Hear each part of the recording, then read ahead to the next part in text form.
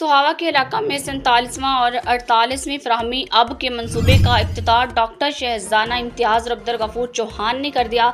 जेहलम से डॉक्टर तसव्वुर हुसैन मिर्जा की रिपोर्ट के मुताबिक आपको बताएं कि मेहरबानी वेलफेयर प्रोजेक्ट के बानी डॉक्टर शहजाना इम्तियाज़ ने बात आवन डॉक्टर फरत नगीन की जानिब से तहसील सुहावा के इलाके ढोक किदो और ढोक ढलार जलाल पानी का मजमूई तौर पर 47वां और 48वां फ्राहमी अब मंसूबे थे, जिसका इफ्तिताह गुज़िश्ता रोज़ डॉक्टर शहजाना इम्तियाज़, अब्दुल गफूर चौहान और फलक नाज सेठी ने किया।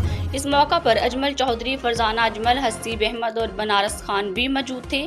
माली मामलत मुहतरमा डॉक्टर शाजिया आफ्ताब और राहत मुस्तफ़ा साहब ने की, जबकि ये दोनों मंसूबे सुहावा के इलाके ढोक एदू और ढोक ढलार जलाल दोनों जगहों पर आबादियों और मस्जिदों तक पीने के साफ पानी की फराहमी को पहुँचाया।